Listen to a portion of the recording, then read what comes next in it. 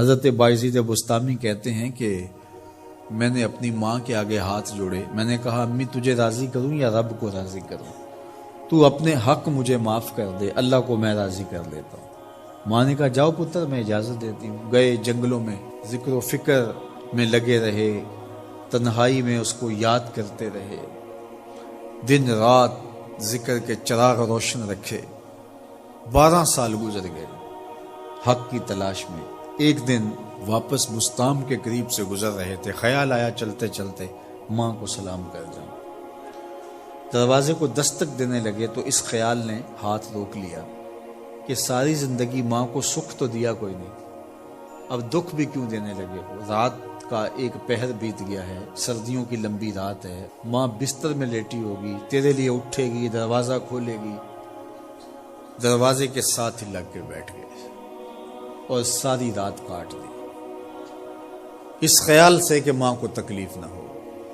جب سحری کا وقت ہوا تو اندر سے جو نالی آتی تھی اس نالی سے پانی آیا، سمجھ گئے میری ماں تہجد کے لیے اٹھی ہے اور وضو کا پانی ہے، تو فوراً دروازے پہ دستک دی۔ اندر سے آواز آئی بیٹا بایزید میں ابھی آئی۔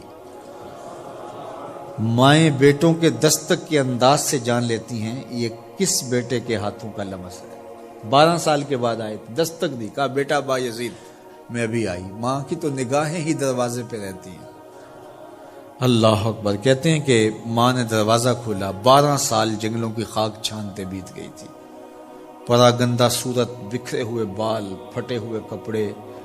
میری ماں کی جب نگاہ میرے پہ پڑی تو اس کی چشمان سے موٹے موٹے آنسو ٹپکنے لگے، اور اس نے ایسے ہاتھ پھیلا کے کہا مالک میرا بیٹا بایزید تیری طلب میں نکلا تھا، تو نے ابھی تک اسے اپنا قرب نہیں دیا۔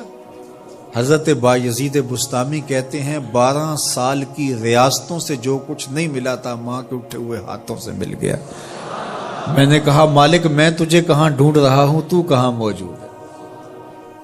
تو ماں باپ کی رضا اللہ کی رضا کا دروازہ کھولتی ہے۔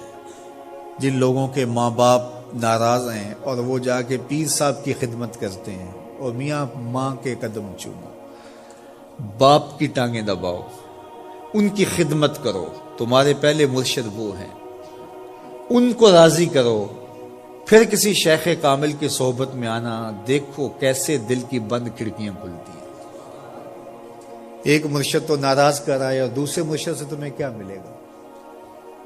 تو راستہ یہیں سے کھلے گا۔ والدین کو کبھی ناراض نہ کرو، والدین کو کبھی دکھ نہ دو، والدین کو کبھی تکلیف نہ پہنچاؤ، اور والدین کو بھی چاہیے کہ اپنی اولاد کو اپنا نافرمان نہ بنائے۔